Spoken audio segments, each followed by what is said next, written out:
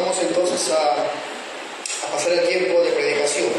Bien, vamos primeramente a orar para que el Señor nos guíe, mis hermanos. Necesitamos de su ayuda el día de hoy, tanto para el que predica como para el que escucha. Hermanos, oramos, hermanos. Amado Señor, te agradecemos por la gracia que nos has dado para las lecturas y para el canto congregacional también. Ahora te suplicamos, por favor, que también nos des gracia para el tiempo de predicación. Suple mi carencia, por favor, Señor, y dale a mi hermano atención, inteligencia espiritual, para que pueda juzgar hoy el sermón, y si haya conforme a la Escritura y es bíblico, estará en la obligación de aplicarlo a su vida. Te lo pedimos esto en el nombre de Jesús. Amén. Bien, hermanos, vamos por favor a la segunda carta de Pedro. Estamos todavía en el primer capítulo. Vamos a avanzar hoy día al versículo 3 y versículo 4. Bien. El título del sermón del día de hoy es la provisión para vivir una vida piadosa en conocimiento de Dios. Bien. Hay que ser, entonces, en la segunda carta de Pedro 1, versículos 3 y 4, vamos a volver ahí continuamente. Bien. Hermanos, hemos estado hablando la semana pasada, es más, en 2 sermones, acerca de la fe bíblica, esa inmensa doctrina, y cómo esta doctrina de la fe bíblica tiene mucho que ver con la comprensión del señorío de Cristo. Hemos dicho que la fe, entonces, no solamente se trata de una expresión de creencia en Cristo, no solamente es un asentimiento en las verdades bíblicas. Y también hemos advertido que no toda fe que mencione a Jesús como Salvador es una fe real, es una fe bíblica. No todo aquel que dice tener fe en Jesús es salvo. Y esto dijimos que es así porque no solo Jesús es Salvador, es también Señor. Y muchos de los que dicen tener a Jesús como Salvador no lo tienen como Señor. Con todo lo que eso implica, hermanos, tanto en las convicciones como en la vida práctica de los hombres. Si Jesús entonces no es Señor de alguien, no se mienta, Él no es el Salvador de ese alguien. Cuando alguien dice, tengo a Jesús como Señor, hermano, no es solamente un asunto de palabras. Muchos de los que llaman a Jesús Señor, Señor, tendrán que escuchar de ese Señor decirle, nunca los conocí, apártense de mí, malditos. Así que, ¿es Jesús su Salvador? También es el Señor entonces. Y si no es Jesús tu Señor, con toda seguridad tampoco es el Salvador de tu vida. Ahora, en el versículo 2 del texto, de Pedro, Pedro saluda, ¿sí? Y lo hace de la misma manera como inició su primera carta, diciendo gracia y paz os sean dadas, multiplicadas. Gracia y paz son 2 términos que expresan el Evangelio, su mensaje y la obra de Cristo. Pero a diferencia de la primera carta, en el saludo, en esta carta Pedro le añade algo más. Dice, en el conocimiento de Dios y del Señor Jesús. O sea, Pedro está diciendo de entrada que la fuente de esa gracia, esa paz que Pedro les desea es ese conocimiento. Ahora,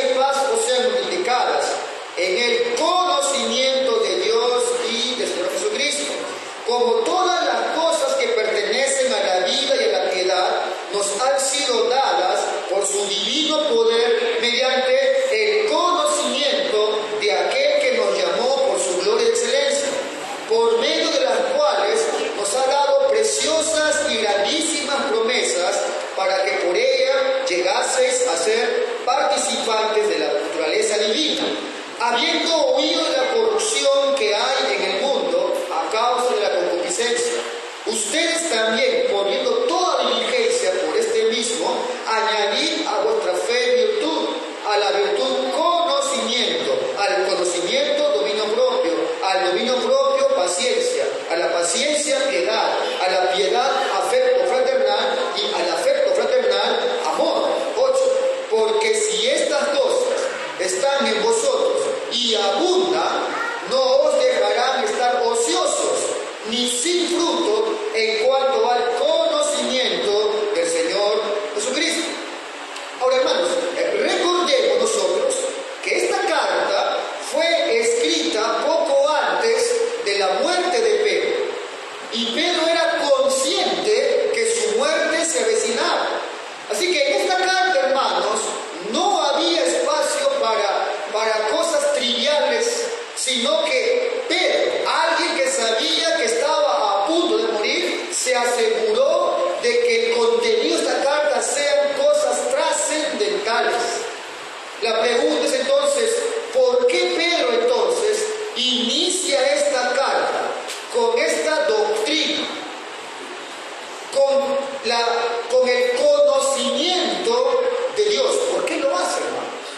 Porque todas las demás doctrinas que están en esta carta, todo lo que la Biblia enseña únicamente pueden ser entendidas mediante esta doctrina, el conocimiento de Dios. Porque la vida piadosa, la verdadera, que demanda la Biblia, tiene una fuente. ¿Cuál, pastor? Esto, el conocimiento de Dios. De ahí que Pedro arranca su carta con esta doctrina. Somos, hermanos, gente que tiende a olvidar que la Escritura, a pesar de que dice que toda la gente conoce en algún aspecto a Dios, Pablo plantea eso, ¿verdad? Dice, pues habiendo conocido a Dios, no le dieron gloria como a Dios. O sea, la gente conoce en un sentido a Dios, pero ese conocimiento no es el verdadero conocimiento, sino que el verdadero conocimiento es un privilegio, hermanos, que es exclusivo del pueblo redimido de Dios. Y de hecho, es la meta final del cristiano. Eso es lo que vamos ahora a demostrar. Es la meta final del cristiano, conocimiento de Dios. Así que, hermano, ¿qué podía ser más central como punto de partida para esta carta? ¿Qué podía ser más importante para un hombre que sabía que estaba por morir que comenzar a enseñar? Pero ¿qué es lo que pasa, hermanos, en este tiempo moderno? Esta generación moderna de cristianos, una iglesia que no tiene celo por su historia, no tiene un artículo de fe claro, histórico, redactado, que prefieren cambiar lo trascendente por lo popular. Esta doctrina, este lenguaje les suena repulsivo, les suena innecesario. Saben mucho de la fe subjetiva, pero desestiman lo que es la fe objetiva y terminan apartándola y volviéndola una fe falsa, no la fe bíblica. Muchos hermanos el día de hoy no podrían responder con base en la Escritura preguntas como: ¿cómo puedo saber que la Biblia es verdadera? ¿Cómo puedo saber que soy salvo? ¿Cómo puedo conocer la voluntad de Dios para mi vida? ¿Cómo podemos saber realmente lo que significa la Escritura? No podrían responder esto con base escriturales. Tal vez acudiendo a experiencias místicas o hermanos, escoger de entre todo el abanico de falsas enseñanzas que se promulgan en medio del evangelicalismo moderno, ¿cuál es el que ha hecho más daño? Pero si nos viéramos forzados a escoger una de ellas, sin dudar, hermanos, sería aquella que intenta separar al creyente y al hombre en general del conocimiento claro de la palabra de Dios.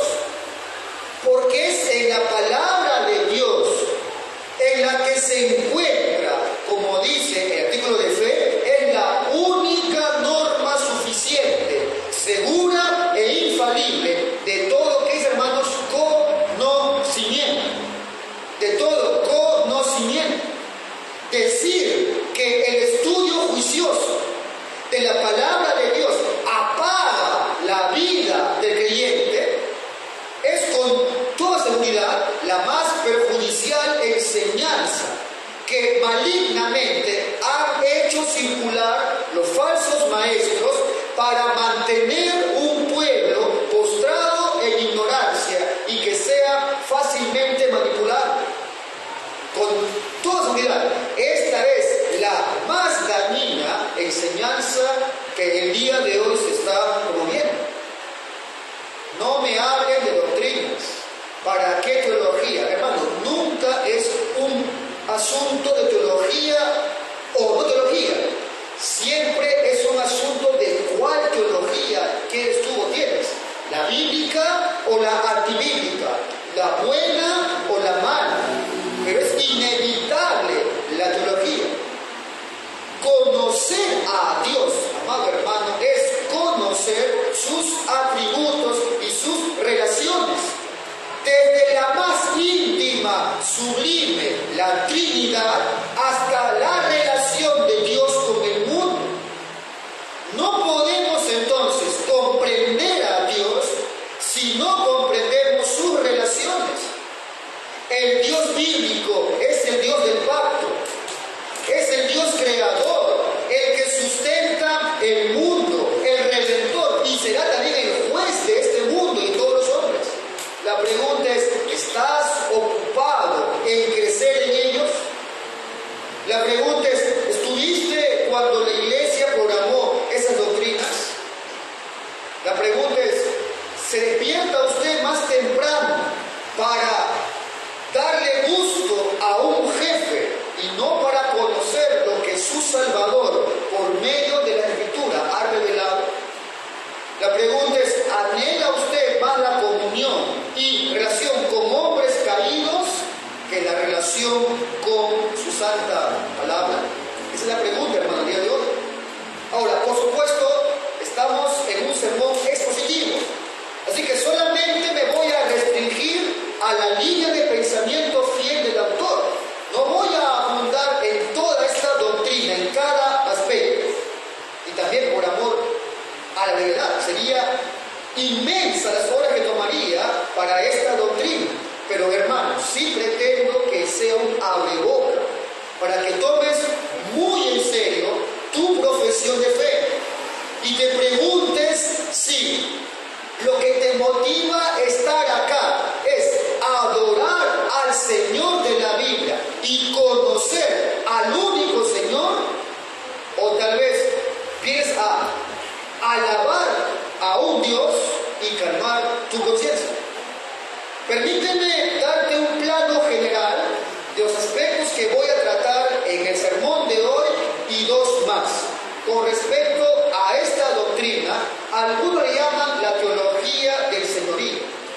Vamos a ver que en el versículo 3 y 4, que vamos a ver el día de hoy, ahí la idea es, hemos sido capacitados para vivir una vida piadosa por medio del conocimiento de Dios. 5:7 nos va a indicar que debemos ser diligentes, añadir elementos necesarios para crecer en ese conocimiento. Y el 8 va a dar una advertencia, va a advertir en contra de la hipocresía de los que no crecen en ese conocimiento. Vamos a ver hoy la provisión para vivir una vida piadosa. inicia el versículo 3, vamos a ver el punto 1, la distinción de esa provisión. Dice Pedro en el versículo 3, como todas las cosas que pertenecen a la vida y a la piedad nos han sido dados. Lo primero que nos dice Pedro es que nos han sido provistos los medios para una vida piadosa.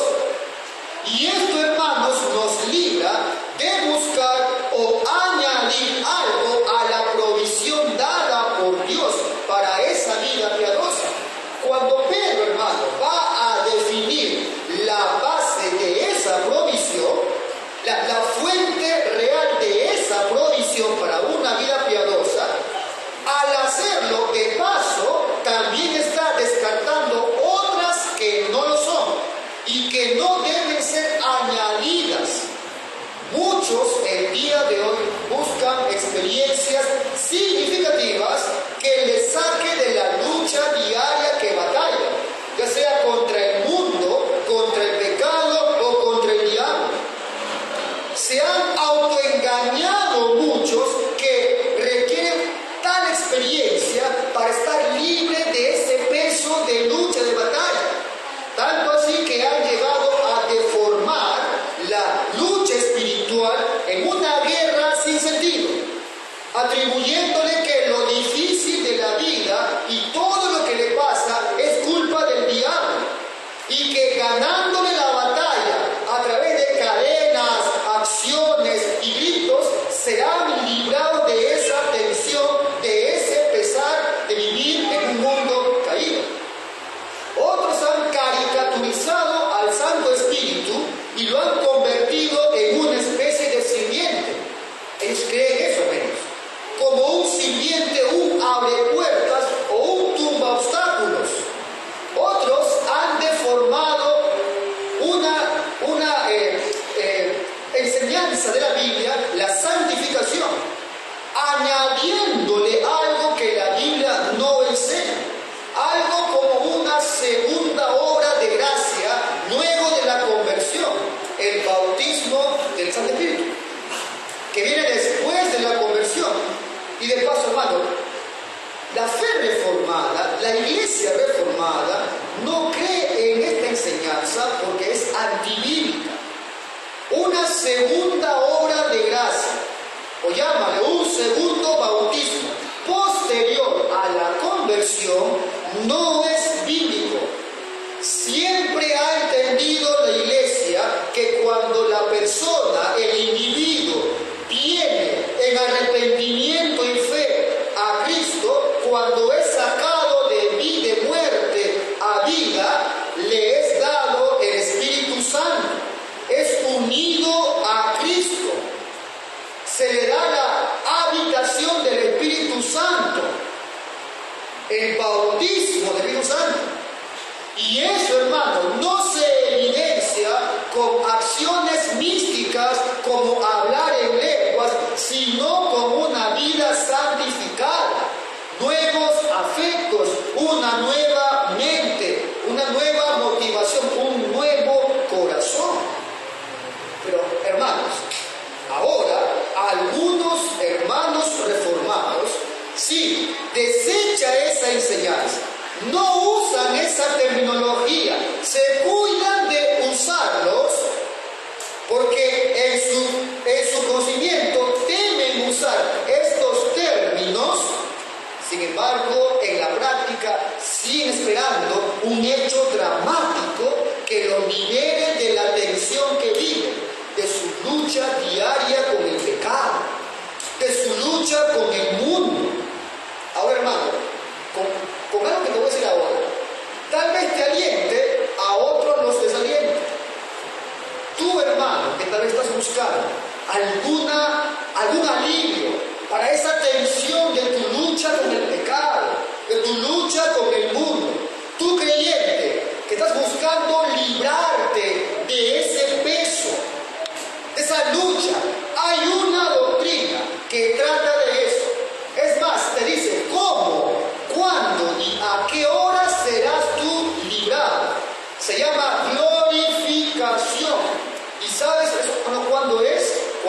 vuelva Cristo. Cuando vuelva Cristo. Mientras tanto, todos tenemos que vivir esta lucha. Todas las cosas, dice Pedro, que pertenecen a la vida y a la piedad, nos han sido dadas por su divino poder. Pastor, quiero escapar de esta lucha. Es inevitable. Pastor, quiero salir de esta tensión. Y otros buscando experiencias significativas que le libren de esa tensión. La Biblia enseña que usted no requiere una nueva experiencia. Más bien reconozca que ya Dios le dio todo lo que hace falta. Ya te ha sido dado, mi hermano. Y que la lucha que sostienes justamente es una muestra de él. La batalla que sostienes con el pecado justamente es una muestra de que Dios te dio todo lo que requiere para una vida piadosa. Tenemos la presencia del Santo Espíritu. Él te bautizó en el Espíritu en el momento de tu conversión. Ahora, pero pastor, ¿por qué si Él vive en mí, tengo esta lucha para vivir una vida piadosa? ¿Por qué, hermano? Porque en ningún lugar de la Biblia se nos promete que durante este peregrinaje, en este mundo caído, te iba a ser libertado plenamente tu pecado. Vamos a batallar con el pecado. Vamos a luchar hasta el último instante de tu vida presente con el pecado. Pero antes bien has sido dotado, hermano, de todo lo necesario para la vida y piedad, para que te sostengas en ella y perseveres en esa lucha. Mira lo que se le dice a un creyente acerca de su lucha. Dice Pablo, Gálatas 5:16, digo pues, andad en el Espíritu, no satisfagáis los deseos de la carne, porque, escucha esto, el deseo de la carne es contra el Espíritu. Eso es una lucha, hay una lucha, y esto se le dice a un cristiano, y el del Espíritu es contra la carne, y estos se oponen entre sí. Eso es la descripción de una lucha, para que no hagáis lo que quisierais. Esto se le dice a un creyente, no a un incrédulo, porque ellos no tienen esta lucha. El enemigo con el que batalla el cristiano es el príncipe y amo de los incrédulos. Ellos no batallan esta lucha. Esto se le dice a los creyentes. Todas las cosas que pertenecen a la vida y a la piedad les han sido dadas por su divino poder. Así que, hermano, no es necesario un nuevo poder. No hace falta una nueva experiencia, porque Dios mismo habita en los creyentes. La lucha, hermano, es resultado de esa presencia, de que habita en ti el Santo Espíritu de Dios. No te hace falta una nueva experiencia, sino comprender qué es lo que tienes, qué es lo que te fue dado, quién eres en Cristo. Debes entender que la lucha la vas a tener hasta el final de tus días. Entiende eso, y que a menos que hagas un uso disciplinado, un esfuerzo constante de los medios de gracia, tanto público como privados, no tendrás victoria, no habrá vida piadosa. Segundo punto, la naturaleza de esa provisión. ¿Qué es? ¿Cómo y cuándo nos fue dado ese poder?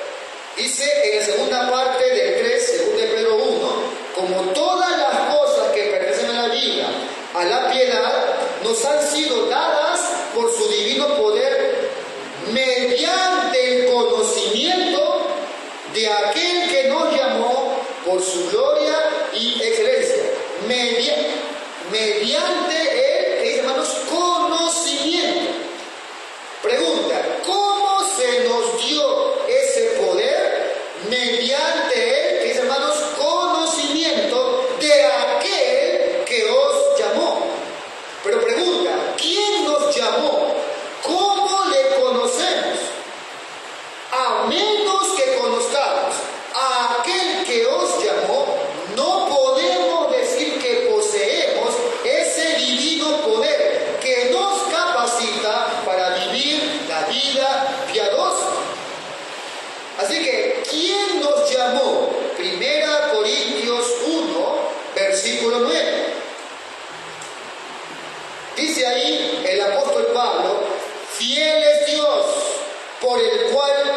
fuisteis llamados a la comunión con su Hijo Jesucristo el Señor.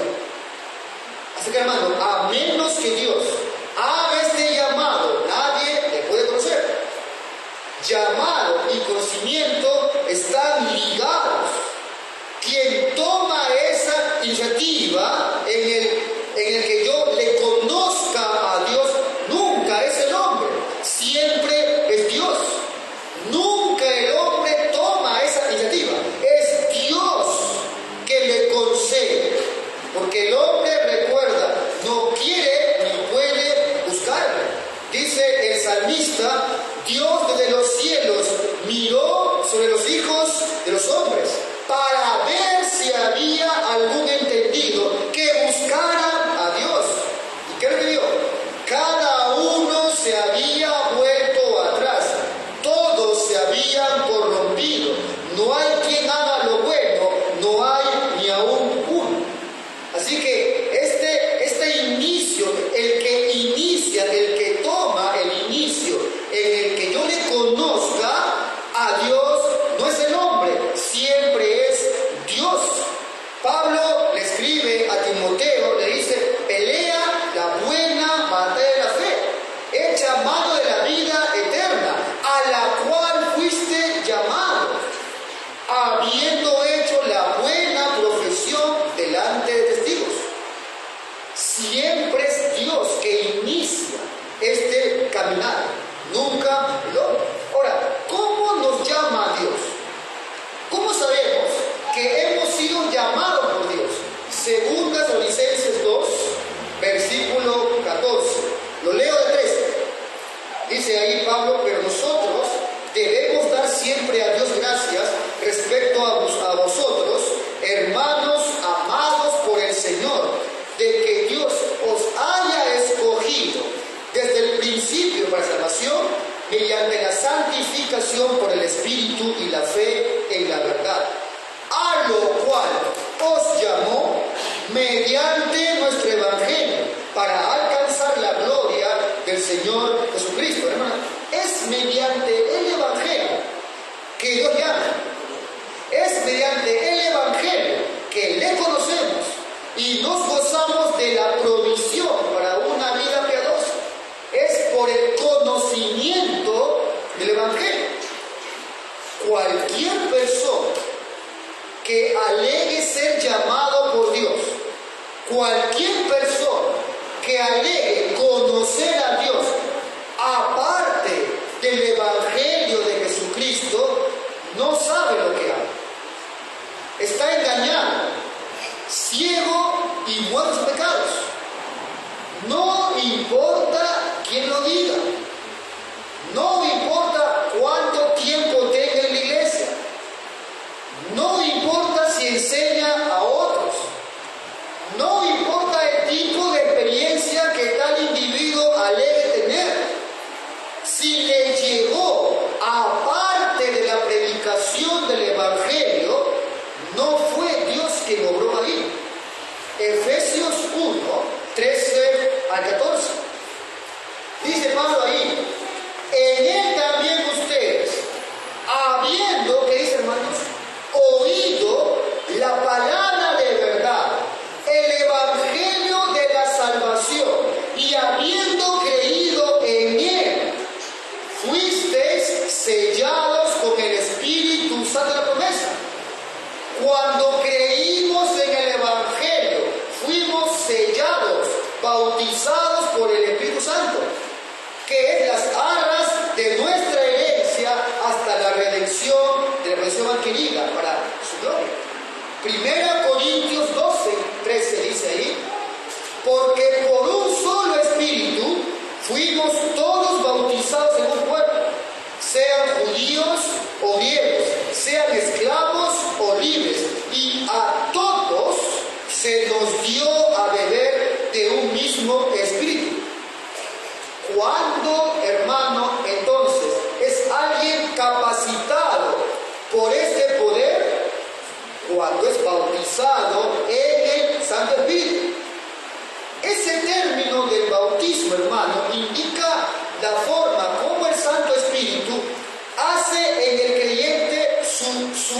su presencia, cómo habita en el creyente, cómo es luego unido a Cristo o sumergido a Cristo y cómo es sellado e introducido al pacto de gracia. Y cuando llega este bautismo o sumergimiento o que me uno a Cristo, cuando mediante el oír la predicación del Evangelio, Dios le llama, dándole vida, regenerándole, y esa persona responde con fe y arrepentimiento. Es en ese momento que es sellado por el Santo Espíritu, es bautizado por el Santo Espíritu. Y Pablo, inspirado por ese Santo Espíritu, dice que cada creyente, en el momento de su conversión, mediante la predicación del Evangelio, es sellado, bautizado por el Santo Espíritu. Dice, en el cual todos fuimos bautizados en la conversión. Hermano, buscar un bautismo, un segundo bautismo, después de la conversión, es tener una pobre comprensión de la Escritura. Es un torcimiento de la Escritura. Eso delata simplemente una falta de estudio en la Escritura. Porque no existe ningún miembro del cuerpo de Cristo. No hay ningún verdadero creyente que no haya sido dotado mediante el bautismo por el Espíritu Santo. Si es creyente, se convirtió y creyó y fue sellado por el Santo Espíritu. Pablo dice a los romanos, y si alguno no tiene el Espíritu de Cristo, no es de él. No es de él.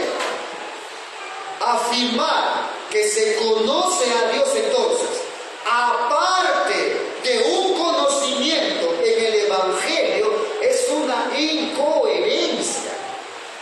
Llamarle papito Dios, aparte de conocer a través de la fe bíblica, o sea, primero de forma objetiva, luego subjetiva, primero conozco y luego confío porque conozco, eso no es saber quién es Dios, eso no es fe bíblica.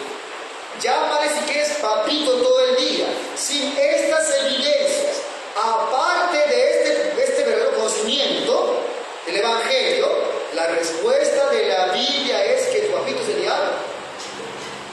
Juan 8 dice así: ¿por qué no entendéis mi lenguaje? ¿Por qué? ¿Por qué no podéis escuchar la verdad? Porque no podéis escuchar mi palabra. ¿Por qué? Porque vosotros sois de vuestro padre el diablo. Pues si digo la verdad, ¿por qué no creen a esto? Pregunta el Señor.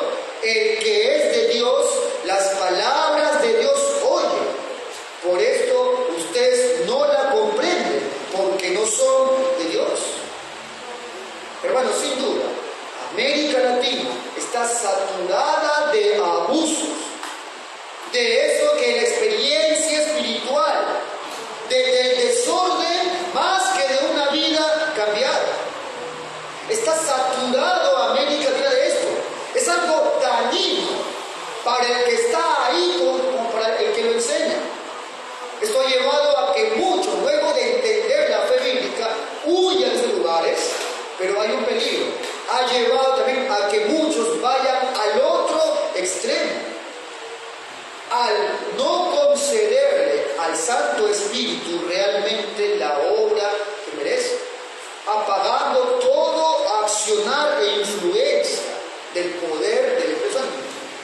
Ese no es tampoco, hermanos, la forma correcta. Así que dice Pedro, como todas las cosas que pertenecen a la vida de la piedad, nos han sido dadas, hermanos, por su divino poder. ¿Cómo? Mediante el conocimiento de aquel que nos llamó por su gloria y excelencia. El término gloria y excelencia es otra manera de describir ese divino poder dado por el que yo le conozca a él. Último punto, los beneficios de este conocimiento. Dice el versículo por medio de las cuales nos ha dado preciosas y grandísimas promesas, para que por ellas llegaseis a ser participantes de la naturaleza divina, habiendo huido de la corrupción que hay en el mundo a causa del pecado. Ahora, Pedro acá se enfoca en los beneficios de ese conocimiento. Dice, por medio de los cuales. ¿De qué habla Pedro acá? De ese divino poder dado mediante ese conocimiento de Dios.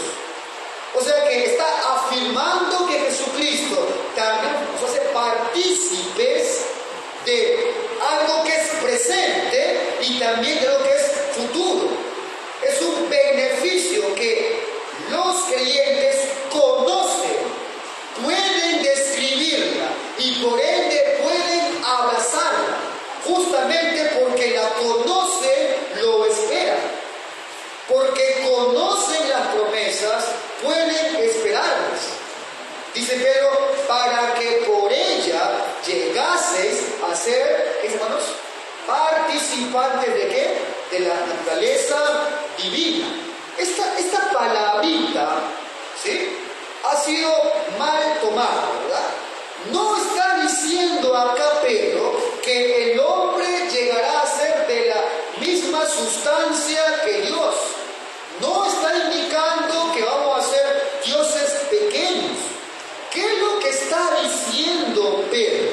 Pedro está indicando que debido que habita en el creyente el Santo Espíritu, participamos de la unión con Cristo, que ahora nos da nuevos deseos, nos lleva ahora a luchar con el pecado, dándote hambre y sed por su palabra, que te anhela celosamente, tanto que te llevará a que tengas comunión con Él a través de la oración. Te va a amonestar cuando peques, te va a llevar a arrepentirte a diario, te va a unir a tus hermanos en una iglesia local, te va a mostrar el privilegio de los medios de gracia, tanto públicos como privados, la cena del Señor, la oración, la predicación. Te va a mostrar que este mundo ya no es tu hogar. Va a hacer que mires al Salvador y que anheles su regreso. Eso es lo que está indicando Pablo. En Cristo estamos completos. Esa es la idea de Pedro. Habiendo huido de la corrupción que hay en el mundo a causa del pecado. Ahora, hermano, esta huida no es un escapismo como alguien que pretende escapar de este mundo, irse a un desierto para que, estando aislado del mundo, él muera a sus pecados. El Señor no pidió que seamos quitados del mundo, sino que fuésemos guardados en el mundo. Así que se refiere a la forma prudente, cómo el creyente debe apartarse y escapar de toda ocasión de pecado. La Biblia habla de que debes huir de esto. Huye de lo destructivo. La Biblia habla de que huyamos de la fornicación, de que huyamos de toda idolatría, de todas pasiones juveniles, de que huyan del amor al dinero. Así que, hermano, Pedro ha puesto un fundamento, el fundamento de la vida piadosa, de todo verdadero cristiano. Todo lo que el creyente necesita, tanto para el presente como para el futuro, viene de Jesucristo y ya le ha sido dado. No fue originado en el esfuerzo humano, sino que en Dios. Él las concedió, Él salvó y también capacitó para que puedas vivir una vida piadosa. No solo es decir, Él me salvó, Él también debe ser tu Señor. Esto es vivir de una forma piadosa. Así que, hermanos, esforcémonos por servirle, por vivir de forma piadosa. ¿Por qué, pastor? Porque estás equipado para ello. No te hace falta nada más. Apliquemos esto, hermano, a la vida práctica. Primero, te preguntaré, hermano, ¿sigues buscando algo más para tu vida aparte de Cristo? ¿Sigues buscando algo más para tu vida de piedad, algo más aparte de Cristo? Seguir buscando algo más aparte de Cristo es desconocer que en Cristo estamos ya completos. Es despreciar la obra perfecta de Cristo y es también desconocer el ministerio de la iglesia del Señor Jesucristo. Porque es el medio en el cual concede, equipa, para que ese cristiano salga comprendiendo lo que es de Dios y lo aplique afuera. Te pregunto, hermano, ¿te has preguntado por qué no das frutos en tu vida cristiana?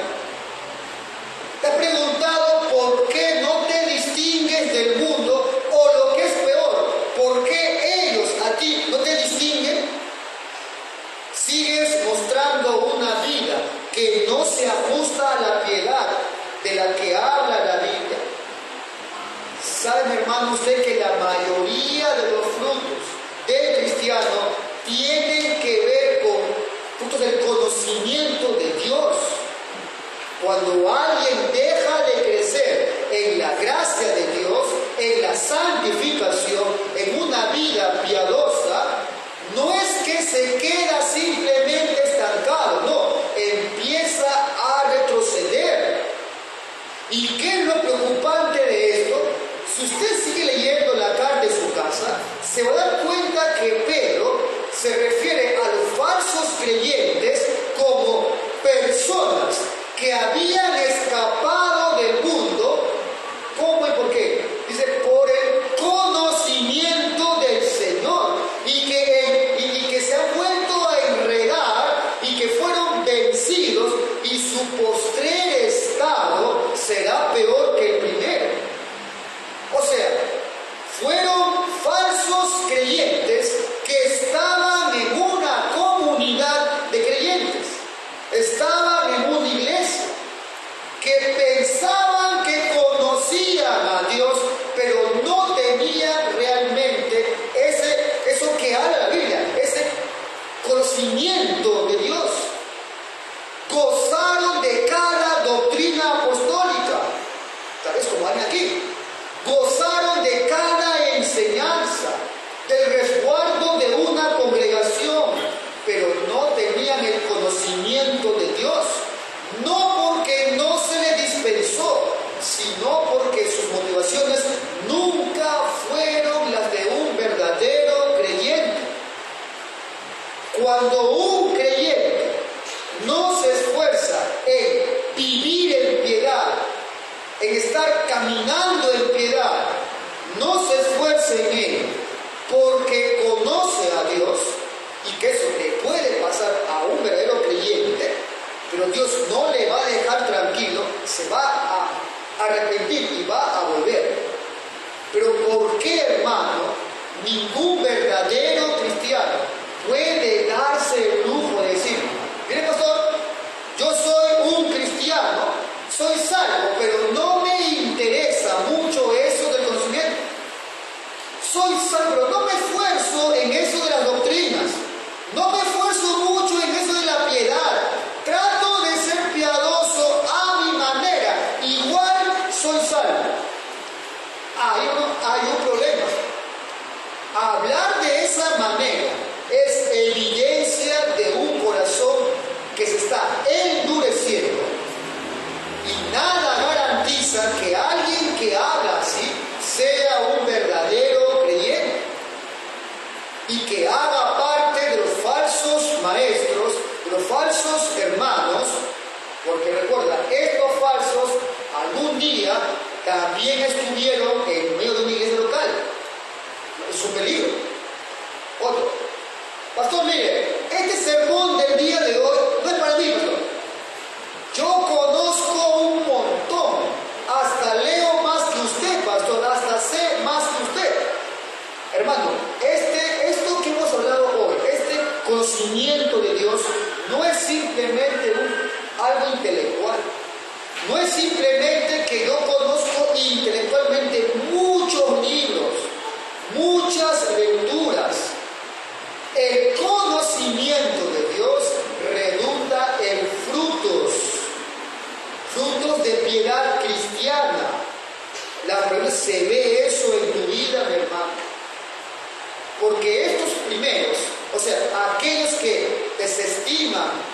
el estudiar la Escritura, desestiman el abrazar las doctrinas, viven engañados en ignorancia. Pero estos segundos que dicen conocer, pero no tienen frutos, se llaman hipócritas. El que mucho conoce debe tener muchos frutos. Así que, hermano, deja de cultivar una vida de piedad por este conocimiento de Dios. Deja de esforzarte en usar los medios, tanto públicos y privados de gracia, y créeme que tu vida será una vida miserable, marcada por la derrota, por las dudas, por los temores. ¿Sabes por qué? Porque tú puedes dejar de trabajar, pero no el diablo. Tú puedes dejar de esforzarte, pero no el pecado que mora en ti. Deja de disciplinarte en los medios de gracia y vas a ver cómo tu vida estará marcada por la miseria, por la inmadurez, por el infantilismo espiritual y en el peor de los casos por la hipocresía. Muchos de los creyentes, aún aquí tal vez, hacen uso de los medios de expresión públicos.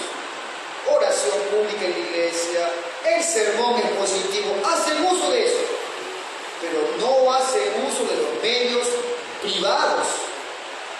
Así que, hermano, si estás usando los medios públicos, pero no hay uso de medios privados, esos medios públicos son actos hipócritas. Revelan tu liviandad en cuanto a la vida cristiana.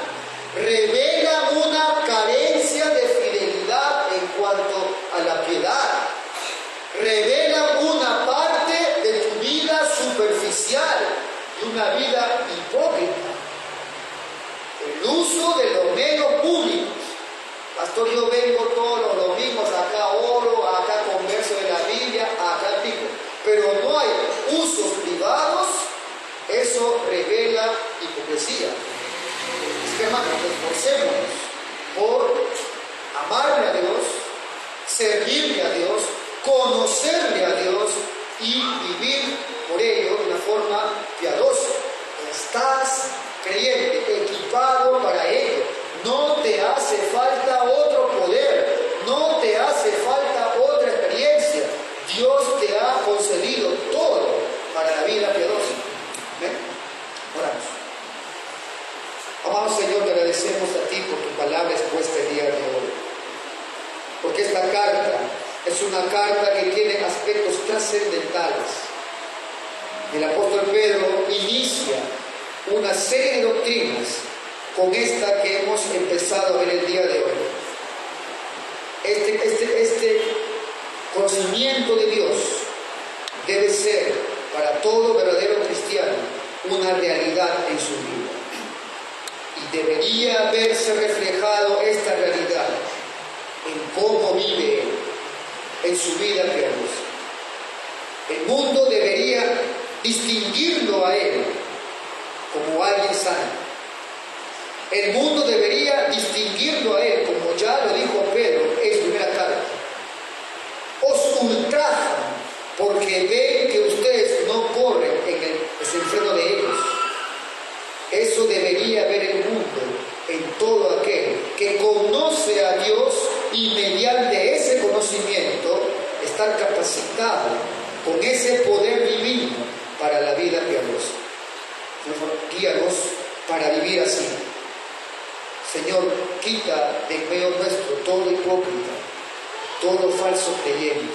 Revela, Señor, en medio nuestro, si lo hay, para que sea amonestado, para que sea, Señor, corregido, exhortado, o si a través de la disciplina debe ser expulsado.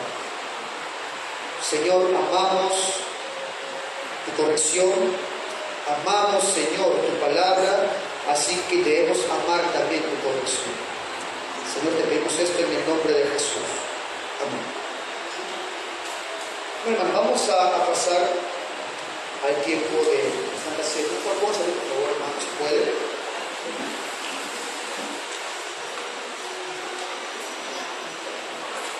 Vamos a buscar 1 Corintios. 1 Corintios 11, versículo 17. Siempre hacemos esta lectura como recordatorio de lo que vamos a estar haciendo ahora, ¿verdad? 1 Corintios